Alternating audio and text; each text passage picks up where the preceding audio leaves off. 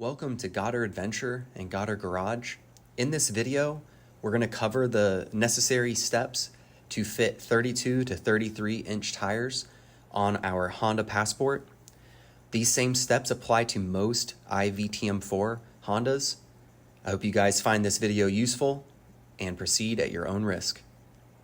Is the day that we go and try to fit on our new tires. So my plan is that I'm going to put the Passport on jack stands and we're going to use my trailer to go take these wheels over to the tire shop, get the new tires on, come back here and see what we have to do to make them fit. Wish me luck, guys.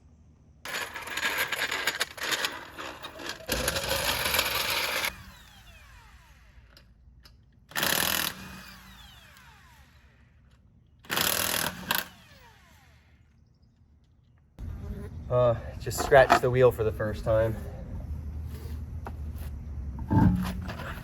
The wheel shifted down, and so the socket rubbed on the wherever this is, on the inside of one of these, scratched it up.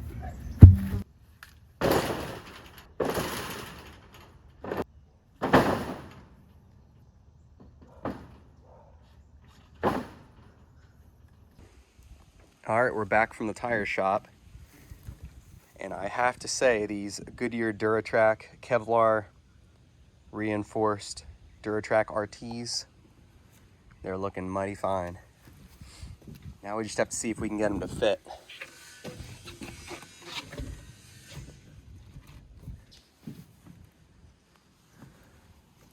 When you put it that way, they don't look too much taller, but it should give us about 1.5 inches more lift. So let's get to work.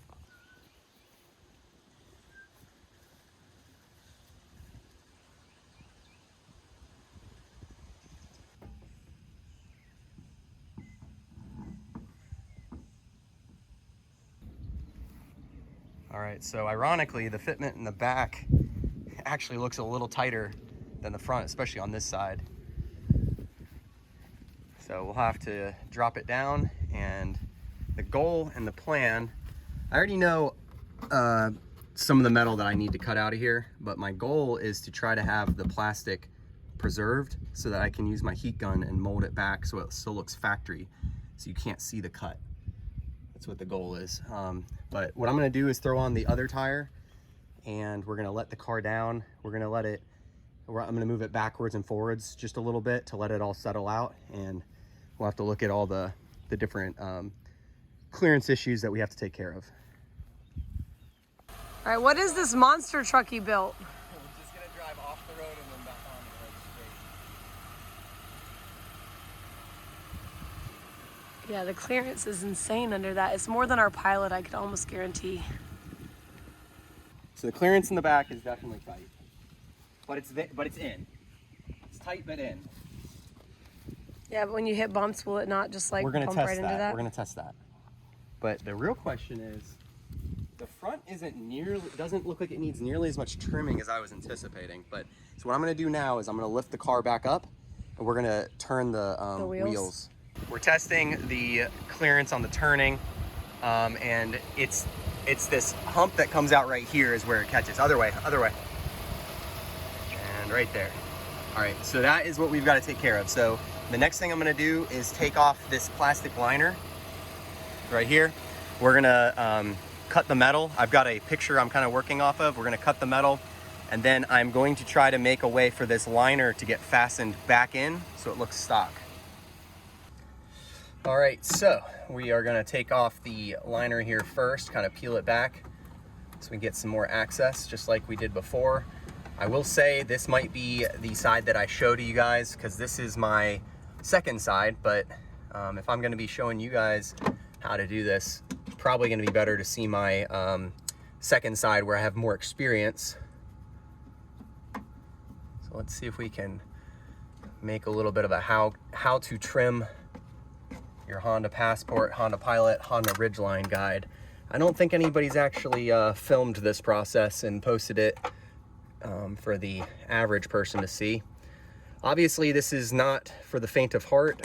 This is a a job that, you know, definitely is a permanent modification. Can't go back from it. And we are, I'm not a professional, but I am willing to accept the risk to get 33-inch tires on my Honda Passport. I've already, well, you've already seen it too at the beginning of this video. The tires make this Passport look like an absolute monster truck in a good way, I think. And I cannot believe that we've already gotten our Passport built up this quickly. We barely have the dealer plates off yet, and it's already looking like an off-road monster. Got to get some more armor for it, and tire swing. We don't have a full-size spare. I'm planning to roll with a these clips are really hard. There must be a secret to them. On the other side, I just pried them off, but it took a lot of effort. There we go. They're like these rectangular clips. Very hard to get out. Hoping they're reusable, because I don't have extras at the moment, but I've got a dealer close by, so we can always just go get some more clips if we need to.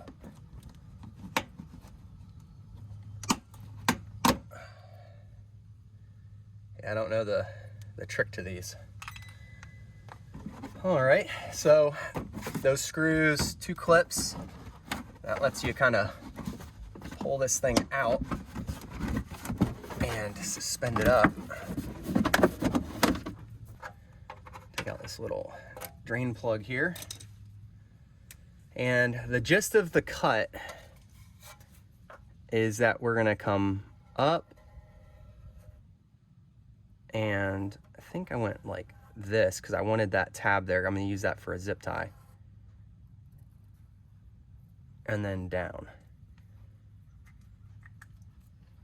So this is a diagonal cut I was able to do on the other side, and then up and then down. It's this corner right here that you got to kind of get rid of. And this is kind of like a part that kind of goes into the body. Right here is a boxed portion. But I'm following in the footsteps of John Deasy and his mechanic, Manny. Ian, he did a more elegant repair or a cut where they pretty much welded some replacement metal back in. I'm going to be doing, making it to where the liner kind of goes back down and you can't tell it was cut at all.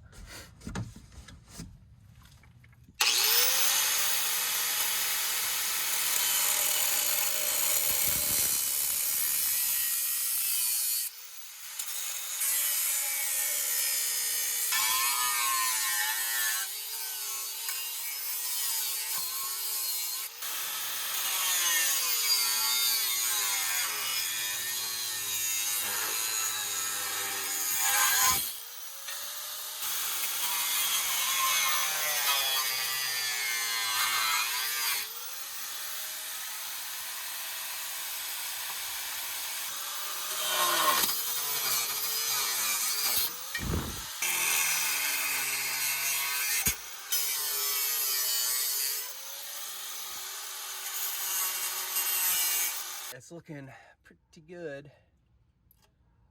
We will, I'm gonna go ahead and do like I did on the other side, go grab the primer.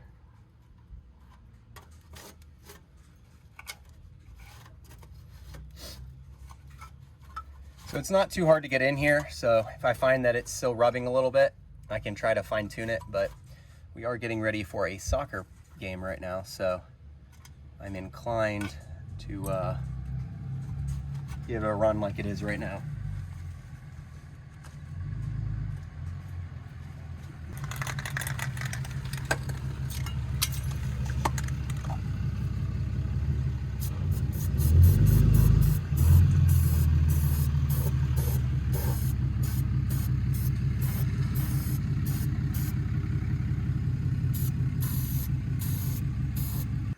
All right, so we got the truck liner sprayed on top of the anti-rust primer on the front to clearance it. All I did was cut like a little V right here and then zip tied it forward On the other side, you could do the subframe bolt.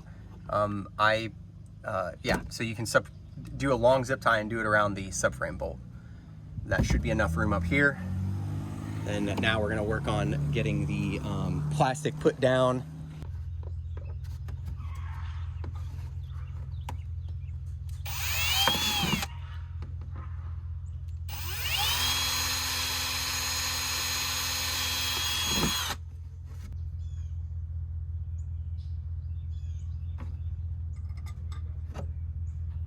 Hole a little bit better. Oh, and then we can go into this existing hole right here. This is looking good. Yeah,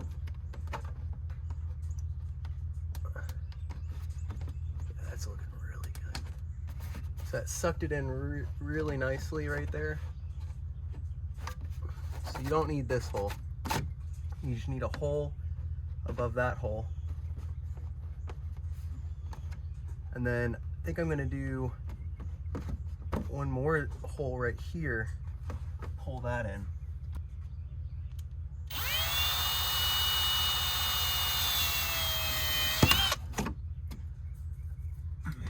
I'm gonna have to pick up some black zip ties, but for right now, we're gonna roll with the orange zip tie.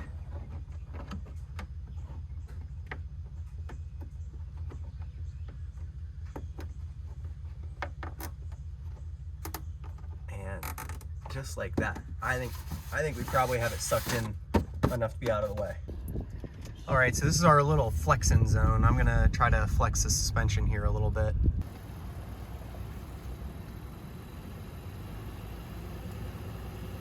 So we're already three-wheeling, right? All right, stop right there.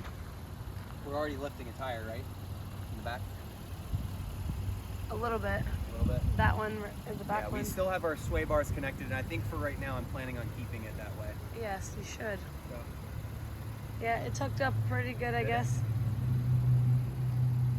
I don't see it. Yeah, you're gonna fall right in the mud. There's a bunch of mud under you. Look at how high the car looks right now.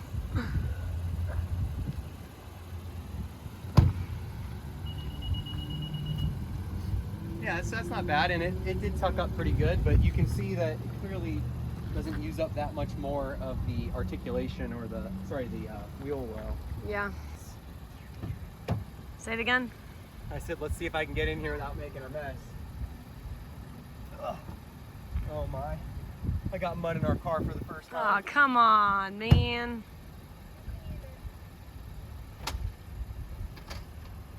Alright, so we'll go slow. See if we hit our rocker on it. Heading? No. No, you cleared it. We'll have to learn the new clearance abilities. Yeah, you cleared it. The lowest part seems to be that little gas. Am I on it? No, you're good. Am I on top of it? Oh yeah, you're on top of the thing, on the hill thing. So how does the clearance look on that? Good. Yeah, it's not touching anywhere. It's fine. Perfectly fine. Yeah, but And it's got a pretty good amount of by the skin of your articulation too. That moved up pretty good. Tucked in there. That is good. Is that wheel on the other side kind of up? Which or one? not? This one right here? It would be the front one. This one looks like it's kind of up a little bit. All the way, even on the back? I mean, the sides look a little bit maybe. I think we did it, dear. I think we built a rig that can get us up Imogene Pass. Uh-huh. What do you think? Of its own accord. Of its own accord, yep. All right, so let's take a little tour around the rig here. This is the HRG Beast Kit with 265, 70, 18 Duratrac tires.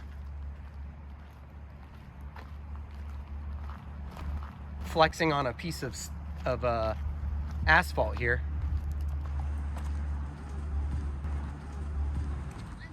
But yeah, it looks pretty good. I'm pretty happy with this.